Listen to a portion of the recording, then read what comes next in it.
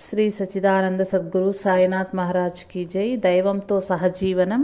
స్వామి ప్రేమానంద. యువ సన్యాసుల శిక్షణ. సన్యాసులకు శిక్షణ ఇవ్వటం ఎంతో కష్టం. వారు మొదట గురువు గారి జీవితాన్ని గమనిస్తారు. ఆ తర్వాత ఆయన పాండిత్యాన్ని పరిశీలిస్తారు. పవిత్రత, వైరాగ్యం, ప్రేమ, జ్ఞానం, పాండిత్యం ఉన్నవారే సన్యాసులకు శిక్షణ ఇవ్వగలరు. ప్రేమానంద స్వామికి మొదటి మూడు గుణాలు జన్మతః వచ్చినవి. మామూలు చదువు ఎక్కువగా చదువుకోలేకపోయినా రాత్రింపవళ్ళు ఆయన శ్రీరామకృష్ణ జీవితం ఉపదేశాలనే సజీవ ఉపనిషత్తులను అధ్యయనం చేశారు. ఒకసారి ఒక యువకుడు ప్రేమానంద స్వామి వద్దకు వచ్చి తాను సన్యాసి కావాలనుకుంటున్నాననే కోరిక వెలుబుచ్చాడు. స్వామి అతడితో ఈ విధంగా చెప్పారు: ఇప్పుడు నువ్వు విద్యార్థివి. నీ కళాశాల స్థాయి చదువు పూర్తి చేశాక మఠంలో చేరు. స్వామీజీకి BA డిగ్రీ ఉండేది. ఆ యువకుడు, స్వామి సన్యాసి కావాలంటే BA డిగ్రీనే ఉండాలా? మీకేమీ BA డిగ్రీ లేదే అన్నాడు. ప్రేమానంద స్వామి అక్కడే ఉన్న ఒక స్వామిని ఉద్దేశిస్తూ ఇలా చెప్పారు: ఈ బాలుడు చెప్పేది విను. చూడు నాయనా, మేమేం చదువుకోవాలో అదంతా మా గురుదేవులు మాకిచ్చారు. మాకు డిగ్రీలేమీ అవసరం లేదు.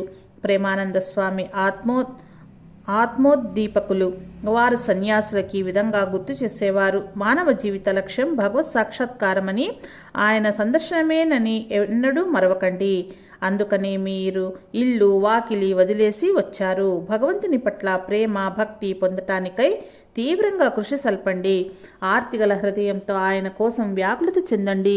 ప్రస్తుతం మీరు మానవులు కానీ మాధవులు అవ్వండి. ఇతరులకు మీ స్వీయ జీవితం ద్వారా బోధించండి. కొద్ది నిమిషాల మౌనం తర్వాత ఇలా కొనసాగించారు: ఓ యువ సన్యాసులారా, మేం పోయాక వేలాదిగా జనం మీ నుంచి నేర్చుకోవటానికి వస్తారని నేను స్పష్టంగా సూచిస్తున్నాను. ఒక యువ సన్యాసి, మా మాటలు ఎవరు వింటారు అని అడిగాడు. అందుకు ప్రేమానంద స్వామి: మీరు మాకంటే తక్కువ వాళ్ళని భావించకండి. మీరు శారదామాత అనుగ్రహం పొందారు. జనులు మా పాదధూళి తీసుకుంటారు కాబట్టి మేం గొప్పవాళ్ళ అయినా అనుకుంటున్నారా? లేదు. మేము మొదట శ్రీరామకృష్ణులను దర్శించాము, ఆ తర్వాత ప్రపంచాన్ని త్యజించాము. కానీ మీరు ఆయనను చూడకుండానే ఈ ప్రపంచాన్ని త్యజించారు. కనుక మాకంటే నిజానికి మీరే గొప్పవారు అన్నారు. యువ సన్యాసి: గురుదేవులే మిమ్మల్ని గొప్పవారుగా చేశారు. ప్రేమానంద: లేదు, ఆయన మమ్మల్ని గొప్పవారుగా చేయలేదు. ఆయన మమ్మల్ని ఏమీ లేనివారుగా చేశారు. మీరు కూడా ఏమీ లేనివారుగా అవ్వాలి. మనస్సు నుంచి అహంకారాన్ని పూర్తిగా తుడిచివేయాలి. అహంకారం నశించినప్పుడు అన్ని కష్టాలు సంసిపోతాయి అని గురుదేవులు అనేవారు. నేను కాదు, మీరే పరమాత్మ, మీరే. ప్రేమానంద స్వామిలో విధేయత, సహనం, ఓర్పు, క్షమాగుణాలు మూర్తిభవించి ఉండేవి. ఒకనాడు ఆయన ఒక పెద్ద స్వామితో తన మనస్సులోని విషయాన్ని ఇలా తెలియబరిచారు: నా ఉదయపు జప ధ్యానం ముగించి మందిరం మెట్ల మీదుగా క్రిందికి వస్తున్నప్పుడు గురుదేవుల ఈ మంత్రాన్ని మరలా జపిస్తుంటాను.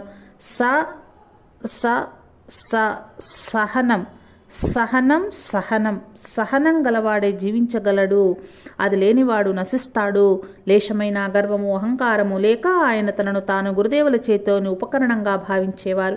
బేలూరు మఠంలో ప్రేమానంద స్వామి ప్రేమ పంచి ఇచ్చే తల్లిగానూ దండించే తండ్రిగానూ వ్యవహరించవలసి వచ్చేది. సన్యాసుల లోపాలను సర్దిద్దటానికి వారిని తీవ్రంగా మందలించేవారు. కానీ ఆయన కోమల హృదయం ఆ తర్వాత వారి కోసం విలిపించేది. మఠ ఆవరణంలో ఒంటరిగా నడుస్తున్నప్పుడు ఒక్కోసారి ఆయన తనకు తాను ఈ విధంగా సలహా చెప్పుకునేవారు: బాబురాం, జాగ్రత్త. ఓ బాబురాం, జాగ్రత్తగా ఉండు. ఆయనలోని అంతర్గత భావాలను ఆయన వ్రాసిన ఉత్తరాలలో కొన్ని ఈ విధంగా తెలియజేస్తాయి: నేను మంచివాడననే భావం నాకేమీ లేదు. నేను నేర్చుకోవటానికే వచ్చాను. నేర్చుకోవటానికి అంతమే లేదు. గురుదేవులు మనకు సరియైన అవగాహన ఇచ్చుగాక. ఇదే నా ప్రార్థన. ఇతరుల దోషాలు గమనిస్తూ ఉంటే క్రమంగా అవి మనల్ని కూడా అంటుకుంటాయి. మనం ఇక్కడికి వారి లోపాలను చూసి సరిచేయడానికి రాలేదు. ఇక్కడ నేర్చుకోవటానికే ఉన్నాము. ఓ పరమాత్మ, సర్వము నువ్వే. నేను ఎవరిని మందలించేది? ప్రతి ఒక్కటి ఆయనే. బంగారాన్ని అలుముకుని ఉన్న ధూళి పరిమాణం మాత్రం మారుతూ ఉంటుంది. విధేయత ఉన్న అవసరమైతే ప్రేమానంద స్వామి చాలా కఠినంగా ఉండగలిగేవారు. ప్రవర్తనలో మంచితనం గురించి ఆయన మరింతగా నొక్కి ఒక్కాణిస్తూ ఉండేవారు. మీరు సన్యాసి కాదలుచుకుంటే మొదట మంచిగా ప్రవర్తించండి అనేవారు. ఒక్కోసారి విచారంగా ఆయన ఈ విధంగా అనేవారు: ఈ రోజుల్లో సాంఘికంగా మర్యాదపూర్వకంగా ఉండటానికి, మంచి నడవడి నిలవర్చుకోవటానికి ఎవరూ శ్రద్ధ చూపటం లేదు. గురుదేవులు మాకు ఈ విషయాలు బోధించటానికి ఎంతో శ్రద్ధ వహించేవారు. ఒక స్వామి ఈ విధంగా వ్రాశారు: ఉద్యోగం లేని చక్కటి వాగ్దాటితో ఆయన శ్రీరామకృష్ణ వివేకానందుల దర్శనాలను క్రొత్తగా చేరిన వారి మనసులపై ప్రగాఢంగా ముద్రించేవారు. వారి ఊహలకు స్పష్టంగా అదేవిధంగా గురుదేవుల అద్భుత వైరాగ్యాన్ని, భగవత్ సాక్షాత్కారం పట్ల ఆయనకున్న తీవ్ర తృష్ణ, సత్యసంధత పట్ల కనీ విని ఎరుగని భక్తి, కఠిన ఆధ్యాత్మిక సాధనలు, తీవ్ర తపశ్చర్యలు, వారి అద్భుత అనుభూతులు, శిష్యుల పట్ల మహోన్నత ప్రేమ, దయ, వీటిని వర్ణిస్తుంటే ప్రేమానంద స్వామి ఈ సాధారణ లౌకిక ప్రాపంచిక స్థాయికి అతీతంగా ఉన్నట్టు అనిపించి ఆయన మాటలు శ్రోతలకు విద్యుత్ తరంగాల వలె తాకేవి. ఆ విధంగా ఆ యువ మనస్సులను నవీన ఆదర్శపు మూసలో పోసి ఆయన మలిచేవారు. ప్రేమానంద స్వామి ఒకే సాధనా విధానాన్ని అంగీకరించేవారు కాదు. వివేకానంద స్వామి ఆదర్శాలకు అనుగుణంగా సన్యాసులను 4 యోగాలు, కర్మ, జ్ఞాన, భక్తి, రాజయోగాలను అనుసరించమని వారు ప్రోత్సహించేవారు. ఆయన ఇలా అనేవారు: మీరు జీవితంలోని ప్రతి అంశాన పనిచేసే విధానం తెలుసుకోవాలి. మందిరంలో పూజారిగా కానీ, వంటగదిలో వంటవాడిగా కానీ, గోశాలలో గోవులను కాచేవాడిగా కానీ,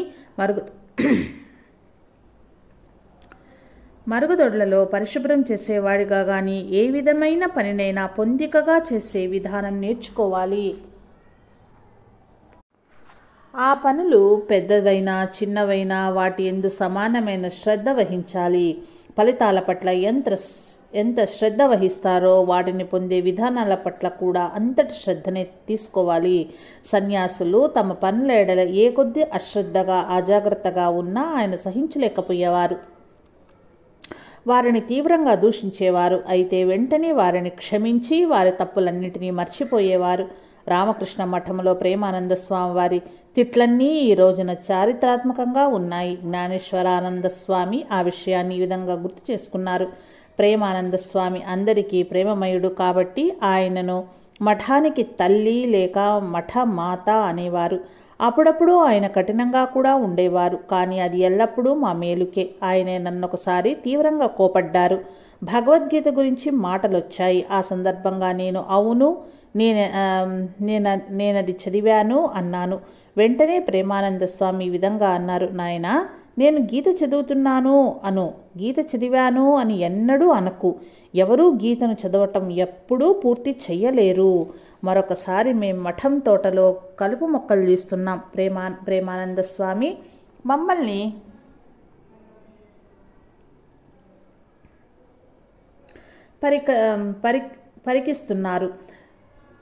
పరికిస్తున్నారు. మాలో ఒకరు కలుపు మొక్కల్ని వేళ్లతో సహా లాగటం లేదని ఆయన గమనించారు. ఆయన అతన్ని పిలిచి ఇలా అన్నారు: నాయనా, కలుపు మొక్కల్ని వేళ్లతో సహా పీకివేయాలి. లేనట్లయితే నిన్ను నువ్వు మోసం చేసుకున్నట్లా కాక సమయం కూడా వృధా చేసినట్లవుతుంది. తోటలో కలుపు మొక్కల్ని మామూలుగా వేళ్లతో సహా తీసివేయటంలోని ఆవశ్యకత తెలియని నువ్వు నీ పాత దోషాలని, సంస్కారాలను ఏ విధంగా తొలగించుకోగలవు? ఆధ్యాత్మిక జీవితపు నిజమైన అర్థం నీకెలా అవగాహన అవుతుంది? ఇంకా ఈ విధంగా మరీ ఒత్తి పలుకుతూ, కలుపు తీయండి నాయనా, పూర్తిగా వేళ్లతో సహా కలుపునంతా తీసివేయండి అన్నారు. మరొక సందర్భంలో ప్రేమానంద స్వామి మేము ఎక్కువగా మాట్లాడుతున్నందులకు ఇలా మందలించారు: వదరబోతు మూర్ఖుల్లారా, మీరు చెత్త గురించే మాట్లాడుతారు. మీ నాలుక కాక మీ సౌశల్యాన్నే మాట్లాడివ్వండి. కాసేపు ఆగి మళ్ళా మీరెందుకింత రణగుణధ్వని చేస్తున్నారు? తేనెటీగలై మీకు ఇంకా తేనె దొరకలేదు కదా, అందుకని అంత ఝుంకారం చేస్తున్నారు. ఒకరోజు ప్రేమానంద స్వామి ఒక బ్రహ్మచారిని ఆవుల కోసం పశుగ్రాసం కోసుకురమ్మని గోశాలకు పంపారు. ఆ బ్రహ్మచారి తన పని చాలా బాగా చేయగలననే అతి నమ్మకంతో పని ప్రారంభించి మధ్యలో వేలు కోసుకున్నాడు. అందరూ తను తమ పనులే విధంగా చేస్తున్నారో చూద్దామని మఠం చుట్టూ తిరగటానికి బయలుదేరిన ప్రేమానంద స్వామి మామూలుగా అటు వెళ్తూ గోశాల వద్ద ఆగారు. ఆ బ్రహ్మచారి రక్తం గారుతున్న వేలికి స్వామి కనిపించకుండా దాయాలని ప్రయత్నించాడు. కానీ అతి సూక్ష్మంగా పరిశీలించే ప్రేమానంద స్వామి దృష్టి నుంచి తప్పించుకోలేకపోయాడు. వెంటనే ఆయన తీక్షణంగా ఇలా అన్నారు, నీకు చాలా నిర్లక్ష్యం. నేను నిన్ను పశుగ్రాసం కోయమన్నాను, కానీ నీ వేలను కోసుకోమని లేదు. నేను చెప్పలేదా? నీ వేలు నుంచి రక్తం కారటం నువ్వు చూస్తున్నావు, కానీ అది మరొకరి హృదయంలో ఏ విధంగా రక్తాన్ని చిందిస్తుందో నీకు తెలుసా? నువ్వేదో మహా తెలివైన వాడివి అనుకున్నావు, కానీ నిన్ను నువ్వు తెలివి తక్కువ వాడిగా, నన్ను అంతకంటే తెలివి తక్కువ వాడిగా నిరూపించావు. నీకు సిగ్గుండాలి. నువ్వు చేసే పని చాలా అల్పమైనదనుకున్నావు. ఈ విధంగా చీవాట్లు పెట్టి అప్పుడు ఆయన అతన్ని వైద్యశాలకు తీసుకెళ్లి వేలికి కట్టు కట్టించారు. ప్రేమానంద స్వామి చాలా ఖచ్చితంగా క్రమశిక్షణ పాటించే వ్యక్తి అని తెలిసిన బ్రహ్మానంద స్వామి అప్పుడప్పుడు తన సోదర శిష్యుణ్ణి ఏడిపించేవారు. ఒకరోజు ఉదయం స్వాములంతా మేడపైన బ్రహ్మానంద స్వామి గదిలో చేరి ఆధ్యాత్మిక సంభాషణలో మునిగి ఉన్నారు. మాటలలో పడి చాలా ఆలస్యం అయింది.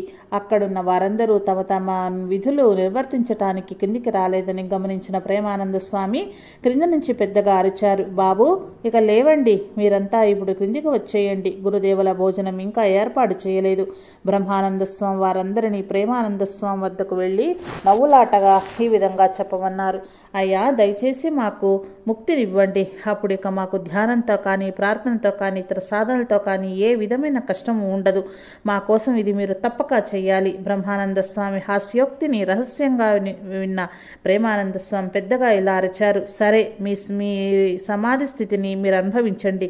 దానికి నాకేమీ అభ్యంతరం లేదు. నేను ఒక్కడినే స్వయంగా అన్ని చేసుకుంటాను. కానీ ఒక్కసారి మీ మనసుల్లో చెలరేగే బజారు గందరగోళం విన్నానా, మీ చెవులు పట్టుకుని లాక్కొని వచ్చి ఎవరి పనిలో వారిని పెడతాను. ఒక స్వామి వంట సామాగ్రి గదికి బాధ్యత వహించేవాడు. ఒకరోజు ఆయన నూనె పోస్తుంటే నేలపై కొన్ని చుక్కలు చిందాయి. అది ప్రేమానంద స్వామి కంటపడింది. ఆ స్వామిని పిలిచి ఈ విధంగా కోప్పడ్డారు, గురుదేవుల నూనె ఈ విధంగా ఎందుకు వృధా చేస్తున్నావు? భక్తులు తాము కష్టపడి సంపాదించిన ధనాన్ని గురుదేవుల సేవ కోసం విరాళంగా ఇస్తున్నారు. నీకు నమస్కారం చేస్తాను. ఇకపై ఇక్కడ పని చెయ్యవద్దు. ప్రేమానంద స్వామి ఈ మాటలంటూ తన శిరస్సు వంచి నమస్కరించి ఆ ప్రదేశం వదిలి వెళ్ళిపోయారు.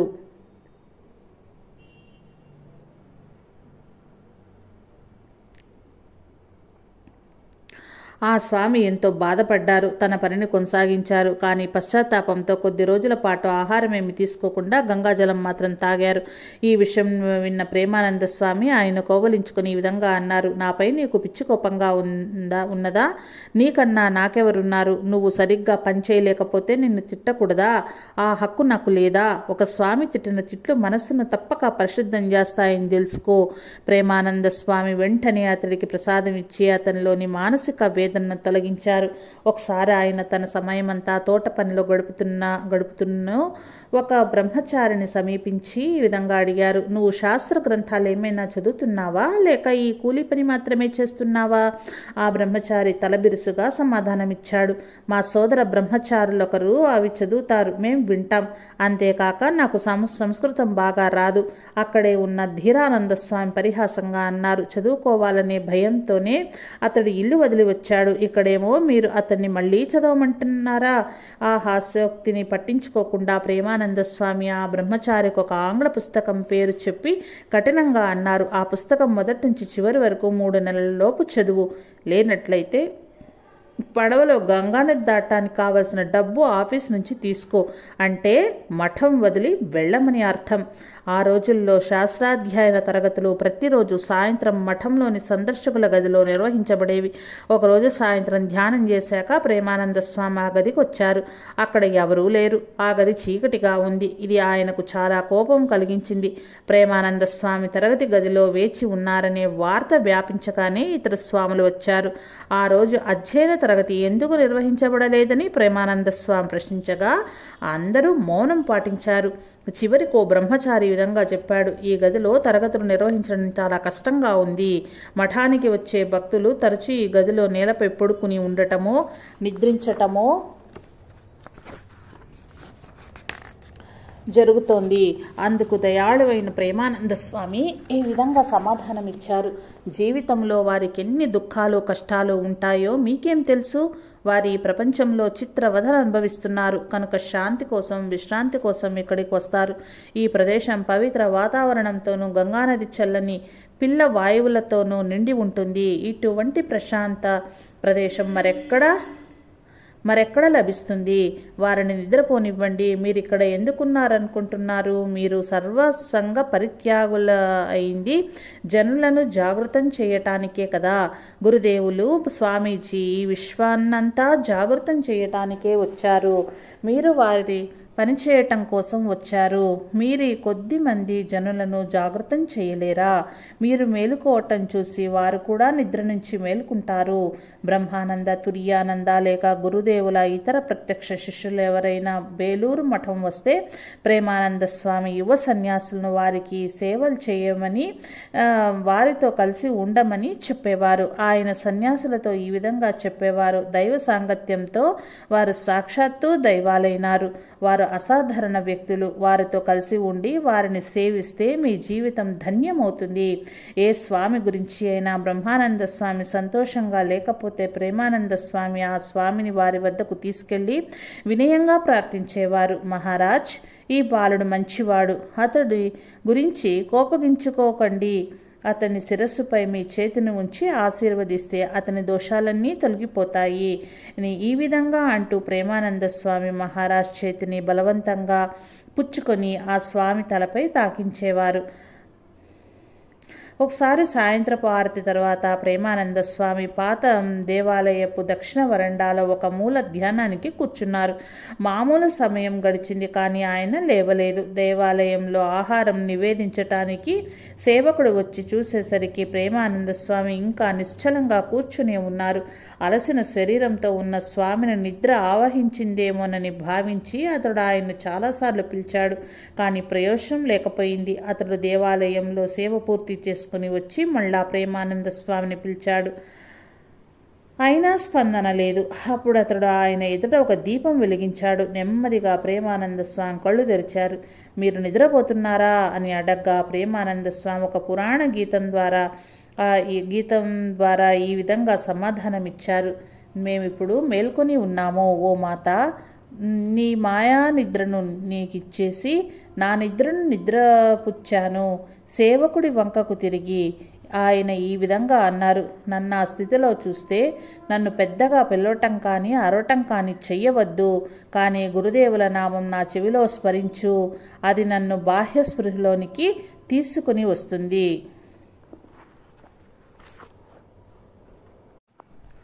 సోదర శిష్యులతోనూ యాత్రల్లోనూ ఇతర సోదర శిష్యులు పర్యటించినంత ప్రేమానంద స్వామి పర్యటించలేదు. తన సన్యాస జీవిత ప్రారంభ దశలో ఆయన తన తల్లితో కలిసి దక్షిణ భారతదేశంలోని ప్రముఖ పుణ్యక్షేత్రం రామేశ్వరాన్ని దర్శించారు. ఆ తర్వాత 1906లో ఆయన జగన్నాథుని పుణ్యక్షేత్రమైన పూరికి వెళ్లారు. ఒకరోజు ఆయన జగన్నాథ దేవాలయం ముందర ఒక క్రైస్తవ మత ప్రచారకుడు నిలబడి బిగ్గరంగా హిందూ మతాన్ని ఖండించటం, దుయ్యబట్టటం చూశారు. ఆ పవిత్ర ప్రదేశంలో హిందూ మతాన్ని బహిరంగంగా ఇలా ఖండించటం ఆయన భరించలేకపోయారు. ఆయన బిగ్గరగా హరి బోల్ హరి బోల్ అంటూ భగవన్నామస్మరణ ప్రారంభించారు. అక్కడ ఉన్న జనసందోహమంతా ఆ నామాన్ని అందుకుని స్మరించసాగింది. వారి భగవన్నామస్మరణలో ఆ క్రైస్తవ మత ప్రచారకుడి స్వరం చిన్నబోయి అణిగిపోయింది. దేవాలయ పూజారులు వెంటనే ప్రేమానంద స్వామికి తమ కృతజ్ఞతను వ్యక్తపరిచి ఈ విధంగా అన్నారు. ఆ మత ప్రచారకుడిని ఆపటానికి ఏ విధమైన చర్య తీసుకోవాలన్నా మేము భయపడ్డాము. ప్రేమానంద స్వామి తాను చేసిన ఆవేశపూరిత చర్యకు హృదయంలో కలత చెంది విచారులతో వెంటనే ఆ ప్రదేశం వదిలి వెళ్లారు. ఆ రాత్రి శ్రీరామకృష్ణులు ఆయన కలలో కనిపించి ఈ విధంగా అడిగారు. నువ్వు ఆ జనసమూహం ఎందుకు చెదరగొట్టావు? ఆ క్రైస్తవ మత ప్రచారకుడు కూడా నా నామాన్ని బోధలన్నే ప్రచారం చేస్తున్నాడు. రేపు నువ్వు అతన్ని ఎలాగైనా వెతికి పట్టుకుని క్షమాపణ అడుగు. ఆ మర్నాడు ఉదయం చాలాసేపు వెతికిన తర్వాత ప్రేమానంద స్వామి ఆ మత ప్రచారకుడిని ఇల్లు కనుగొనగలిగారు. వినయంగా క్షమించమని ఆయన్ను అడిగారు. ప్రేమానంద స్వామి 1910లో శివానంద, తుర్యానందులతో కలిసి కాశ్మీరులో శివుని మంచులింగం కల అమర్నాథ్ దర్శించటానికి వెళ్లారు. ఆ తర్వాత ప్రేమానంద స్వామి సోదరి దేవమాతకు ఈ విధంగా వ్రాశారు.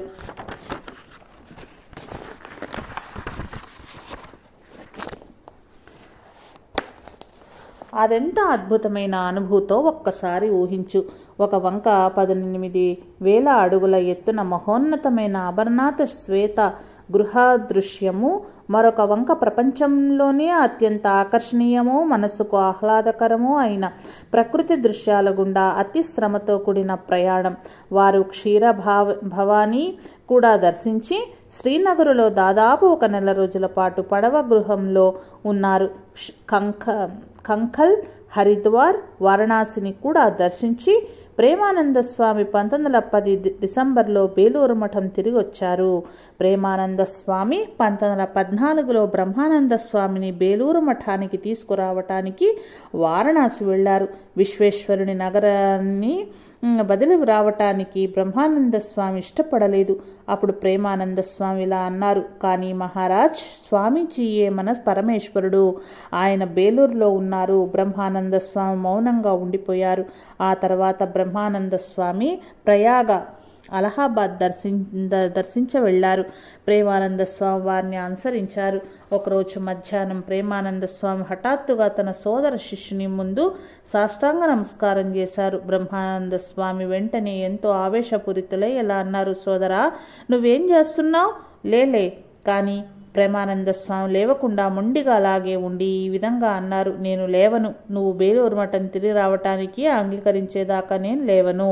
ప్రేమానంద స్వామి ప్రేమ, విధేయత విజయం సాధించాయి. బ్రహ్మానంద స్వామి చిరునవ్వుతో, లే సోదరా, లే, నేను వస్తానులే అన్నారు. ఈ పర్యటనలో ఒక అసాధారణ సంఘటన జరిగింది. కాలాంతరంలో బ్రహ్మానంద స్వామి దాన్ని ఈ విధంగా వర్ణించారు. అది 1914 అక్టోబర్లో వారణాసిలో జరిగిన సంఘటన. గంగానదిలో స్నానం ముగించాక ప్రేమానంద స్వామి ప్రభువు విశ్వనాథుని, తల్లి అన్నపూర్ణ దేవాలయాలను సందర్శించేవారు. నేను కూడా వారితో పాటు వెళ్లేవాడిని. ఒకరోజు ఆ అన్నపూర్ణ ఆలయంలో పూజ పూర్తయ్యాక ఆ దేవాలయ ప్రధాన పూజారి ఒక బంతిపూల మాల ప్రేమానంద స్వామి మెడలో వేశారు. ఆ మాల తీసి స్వామి నాకు ఇవ్వబోతుంటే నేను నమస్కరించి, వద్దు మహారాజ్, అది మీరే ఉంచుకోండి. మీరు ఆ మాలలో చాలా అందంగా ఉన్నారు. అందంగా అనే మాట ఆయనకు పరమాత్మ అందాన్ని గుర్తుకు తెచ్చింది. వెంటనే ఆయన భావపారవశ్య స్థితిలోనికి వెళ్లారు. ఆయన ముఖం ఎర్రబారింది. ఆయన శరీరం అంతటి నుండి ఒక దివ్య తేజస్సు ప్రసరించసాగింది. నెమ్మదిగా నడుస్తూ ఆయన దేవాలయం నుంచి బయటకొచ్చారు. నేను ఆయన అనుసరించాను. మామూలుగా ఉన్నట్లే దేవాలయం నందు జనసందోహంతో నిండి ఉన్నది. కానీ మేం వెళ్తుంటే అటు ఇటు గల జనం స్వామిని పారి చూసి పక్కకు తప్పుకుని దారిచ్చారు. అక్కడ ఉన్న ప్రతి ఒక్కరూ స్వామిలోని తేజస్సును దర్శించారన్నది స్పష్టమైంది. ఆయన పూర్తిగా భగవంతుని ఆలోచనలోనే నిమగ్నమయ్యి తన చుట్టూ జరిగేదేదీ తెలియని స్థితిలో ఉండిపోయారు. మేం మఠం బయట ద్వారం వద్దకు వచ్చేసరికి మఠాధ్యక్షులైన నిర్భరానంద స్వామి మమ్మల్ని వరండాలో నుంచి చూశారు. వెంటనే ఆయన ప్రేమానంద స్వామికి ప్రత్యేక స్వాగతం ఏర్పాట్లు చేయమని ఇతర స్వాములను ఆదేశించారు. మేము మఠ ప్రాంగణంలోనికి ఘంటానాదాలతో శంకారావంతో ప్రవేశించాము. ప్రేమానంద స్వామి వరండాలోనికి వెళ్ళాక తమ మెడలోని పూలమాల తీసి మఠాధ్యక్షుల మెడలో వేశారు. కొద్ది క్షణాలు దివ్యానందంతో నృత్యం చేశారు. క్రమంగా వారిలో భావపారవశ్యత తగ్గింది. ఆ దివ్య జ్యోతి వారి నుండి అంతర్ధానమైంది. ప్రేమానంద స్వామి ప్రధానంగా సాత్విక స్వభావి. ఆయన ఆవేశపరులు, ఉద్రేకమైన మనస్తత్వం కలవారు కాదు. కానీ అప్పుడప్పుడు ఆయన దివ్యోన్మత్తతో ఉండేవారు. అప్పుడు ఆయనలోని ఆనంద పరవశ స్థితి ఇతరులను కూడా తప్పక ఉన్నత భూమికులకు కొనిపోయేది. ఒకసారి బేలూరు మఠంలో దుర్గా పూజ ఉత్సవాలలో స్వాములు భక్తి గీతాలు పాడుతున్నారు. హఠాత్తుగా ప్రేమానంద స్వామి దివ్యానందంతో ఓలలాడి శారదానంద స్వామిని ఈ విధంగా బ్రతిమాలారు, సోదరా, నీ ఒక పాట పాడాలి. ఎంత ఆనందం ఇక్కడ పొంగి పొలుతున్నదో నువ్వు చూడటం లేదా? కానీ నువ్వు పాడితే తప్ప ఈ ఆనంద ప్రవాహం పూర్తి కాదు. తాను పాడి చాలా కాలమైందని శారదానంద స్వామి అభ్యంతరం తెలిపారు. కానీ ప్రేమానంద స్వామి ప్రేమపూర్వక అభ్యర్థనను కాదనలేక శారదానంద స్వామి ఒక పాట పాడి ఆ తర్వాత ఇతర సోదర శిష్యులతో కలిసి నృత్యం చేశారు. ఆయన బాగా లావుగా బాగుగా ఉండేవారు. ఆ తర్వాత రోజు ఆయన ఈ విధంగా వ్యాఖ్యానించారు: ఓహ్ సోదరుడు బాబురాం నన్ను వృద్ధాప్యంలో నృత్యం చేసేటట్టు చేశాడు. శ్రీరామకృష్ణ శిష్యులు ఒకరి పట్ల మరొకరు మహోన్నత ప్రేమ గౌరవము కలిగి ఉండేవారు. ఒకసారి శివరాత్రి పండుగ సమయంలో ప్రేమానంద శివానంద బేలూరు మఠంలో కలిసి ఉన్నారు. శివానంద స్వామిని సంబోధిస్తూ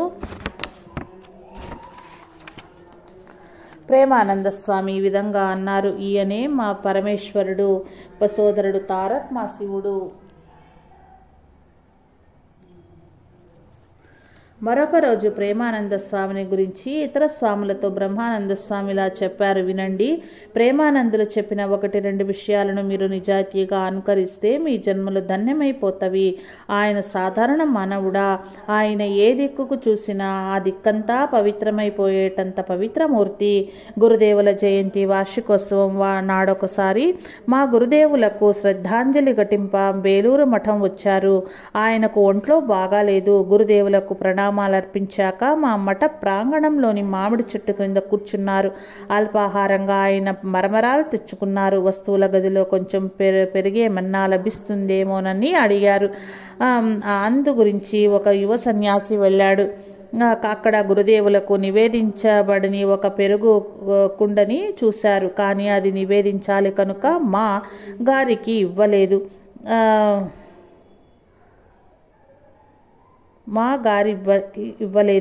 వస్తువుల గది నుండి స్వామి రావటం చూసి ప్రేమానంద స్వామి ఆ యువ సన్యాసిని అడిగి మా గారికి పెరుగు కావాలని తెలుసుకున్నారు.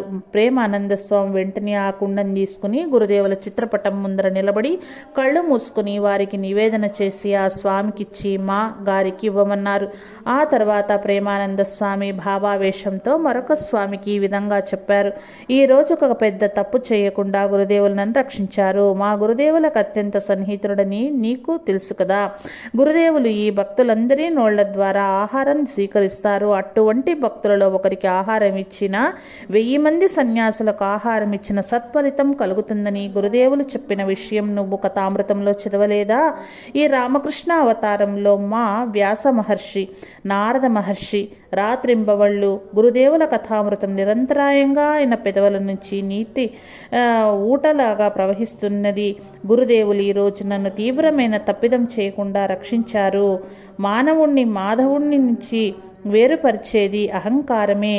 మానవుణ్ణి మాధవుడి నుంచి వేరుపరిచేది అహంకారమే. అందుకని శ్రీరామకృష్ణులు తన శిష్యులను ఎప్పుడూ వినయ విధేయతలతో ఉండమని బోధించేవారు. తాను మరణించిన తరువాత కూడా గురుదేవులు బాబురాంని గమనిస్తూ ఉండేవారు. ప్రేమానంద స్వామి అసలు సిసలు శాకాహారి.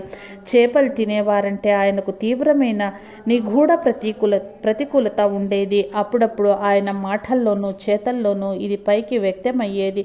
ఒకరోజు రాత్రి గురుదేవులు ఆయనకు ఒక దృశ్యంలో ఈ విధంగా చెప్పారు: చూడు బాబురాం, నా బిడ్డలు కొంచెం చేపలు తింటారు. దాని గురించి నువ్వంత రాద్ధాంతం ఎందుకు చేస్తావు? చేపలు తినకపోవటం వల్ల నువ్వు సమస్తం సాధించావనుకుంటున్నావా? మరుసటి రోజు ఉదయం లేవగానే ప్రేమానంద స్వామి మొదట వంటశాలకు వెళ్ళి తన నాలికను చేపల కోసే చాకుకు తాకించారు. తనకు తాను ఈ విధంగా చెప్పుకున్నారు: నేను బాబురాంని నేను ఇతరుల మనసును ఎందుకు కష్టపెట్టాలి? ఆ తర్వాత ఆయన ఒకరిని బజారుకి పంపి మంచి చేపల్ని తెప్పించి వాటిని కోసి వండి స్వయంగా తానే స్వాములందరికీ వాటిని వడ్డించారు. భోజనం తర్వాత ఆయన స్వాములందరికీ ఈ విధంగా క్షమాపణ చెప్పారు: గురుదేవులు పెద్ద త్రాచు, చిన్న త్రాచు పాములలో ఉండే విషమొక్కటే అనేవారు. ఒకే దివ్యత్వం జ్ఞాని అయిన వ్యక్తిలోనూ యువ సన్యాసిలోనూ ప్రకాశిస్తుంది. మీ అందరినీ క్షమాపణ కోరుతున్నాను. ఇతరుల మనసులకు బాధ కలిగించే ఏ విషయం నేను ఇకపై మాట్లాడను. ప్రేమానంద స్వామి జీవితం అంతా ఒక సంపూర్ణ శరణాగతిలో కూడుకుని ఉన్నది. ఆయన చేపట్టిన ప్రతి చర్య వెనుక శ్రీరామకృష్ణ సూక్ష్మమైన అధికారమైన ఉనికి ఉండేది. ఒక్కొక్కసారి ఈ ఉనికి కనిపించేదిగా ఉండి ప్రేమానంద స్వామి తన ప్రియ గురుదేవుల దర్శనం పొంది ప్రేమానంద స్వామి జీవితమంతా ఒక సంపూర్ణ శరణాగతిలో కూడుకొని ఉన్నది. ఆయన చేపట్టిన ప్రతి చర్య వెనుక శ్రీరామకృష్ణ సూక్ష్మమైన అధికారకమైన ఉనికి ఉండేది. ఒక్కోసారి ఈ ఉనికి కనిపించేదిగా ఉండి ప్రేమానంద స్వామి తన ప్రియ గురుదేవుల దర్శనం పొంది ఆశీర్వదించబడేవారు. కానీ అన్నిసార్లు ఇది సంతోషకరమైన పరిస్థితులలోనే సంభవించేది కాదు. ఒక్కోసారి విషాద పరిస్థితులలో సంభవించేది. ఒకసారి ప్రేమానంద స్వామి మఠం తోటలో నుంచి ఒక పేద బ్రాహ్మణుడికి ఒక గుమ్మడికాయనిచ్చారు. ఆ బ్రాహ్మణుడు గుమ్మడికాయ తీసుకెళ్లటం చూసిన బ్రహ్మానంద స్వామి ప్రేమానంద స్వామితో, నువ్వు ఈ విధంగా కూరగాయలు ఉచితంగా అందరికి ఇస్తుంటే గురుదేవుల సేవ ఇక్కడ ఏ విధంగా నిర్వహించగలం అన్నారు. అందుకు ప్రేమానంద స్వామి చాలా బాధపడ్డారు. మఠానికి మేలు జరగటం కోసం తాను మఠం వదిలి వెళ్ళటానికి సిద్ధపడి ఆయన తన భుజం మీద తుండుగుడ్డ వేసుకుని బేలూరు మఠ ఆవరణ నుండి బయటకు వెళ్లారు. కానీ ఆయన ద్వారం వద్దకు చేరుకోగానే హఠాత్తుగా ఆయన నుంచి తుండుగుడ్డ లాగివేయబడి ఆయన మెడ చుట్టూ అది గట్టిగా బిగించబడింది. ఆయన వెనక్కి తిరగగానే ఆయన ముందర శ్రీరామకృష్ణ స్వరూపం కనిపించింది. ఎక్కడికి వెళ్తున్నావు నాయనా అని గురుదేవులు అడిగారు. నన్ను ఇక్కడ వదిలి నీవెక్కడికి వెళ్ళగలవు అన్నారు. ఈ అనుభూతితో ఆనందం ఆవేశం పట్టజాలక ప్రేమానంద స్వామి పరిగెత్తుకుంటూ బ్రహ్మానంద స్వామి వద్దకు వెళ్ళి వారికి సాష్టాంగ ప్రణామం చేశారు. శారదామాత వద్దకు స్వతంత్రంగా చనువుగా వెళ్ళగలిగిన కొద్ది మంది గురుదేవుల శిష్యులలో ప్రేమానంద స్వామి ఒకరు. అతనంటే ఆమెకు అమిత ఇష్టము. ప్రేమానంద స్వామికి కూడా ఆమె అంటే అపార భక్తి. ఎవరైనా స్వామి ఉద్బోధనలో వసిస్తున్న శారదాదేవిని చూడటానికి వెళ్తూ ఉంటే ప్రేమానంద స్వామి పూలు, కూరగాయలు, పాలు ఆమె కోసం పంపి ఆమెకు తన నమస్కారాలు తెలియచేయమనేవారు. తాను ఎన్నడూ ఎవరికి మంత్రదీక్ష ఇవ్వదలుచుకోలేదు కనుక తన వద్దకు వచ్చిన భక్తులను మంత్రదీక్ష నిమిత్తం బ్రహ్మానంద స్వామి వద్దకు, శారదామాత వద్దకు పంపేవారు. శారదామాత గురించి మాట్లాడేటప్పుడు ఆయన ముఖం ఆనందంతో వెలిగిపోయేది. శారదామాతను గురుదేవులను వేరువేరుగా భావించిన వారు ఆధ్యాత్మిక పురోగతిని ఎన్నడూ సాధించలేరని ఒకసారి ఆయన అన్నారు. అంతేకాక శారదామాత గురుదేవులు ఒక నాణెపు బొమ్మ, బొరుసు వంటి వారన్నారు. సంభాషణ సందర్భంగా బేలూరు మఠంలో ఆయన ఒకసారి భక్తులతో ఇలా అన్నారు. శ్రీ గురుదేవుల కన్నా శారదామాత ఎంతో గొప్ప శక్తి కలిగి ఉండటం మేము కళ్ళారా చూశాము. ఆమె శక్తి స్వరూపము. కానీ ఆమె ఆ శక్తిని అత్యద్భుతంగా నియంత్రించుకోగలిగింది. శ్రీరామకృష్ణులు ఎంత ప్రయత్నించినా ఆ విధంగా చేయలేకపోయేవారు. ఆయన శక్తి తరచూ ఆయనకు కలిగే భావపారవశ్య స్థితుల ద్వారా వ్యక్తీకరింపబడేది. అందరూ చూసేవారు. అమ్మ కూడా తరచూ సమాధి స్థితులు పొందేది. కానీ ఇతరులకు అది తెలియరాదు. ఆమె ఆత్మ నిగ్రహం అద్భుతం. నూతన వధువు తన భర్త ఇంట్లో మసులుకొనే విధంగా ఆమె సర్వదా మేలి ముసుగు ధరించి ఉండేది. జయరాంబాటిలోని జనం రాత్రింపవళ్ళు ఆమె తన మేనళ్ళుళ్ళ మేనకోడళ్ళ పనులే చూస్తూ ఉండేదని భావించేవారు.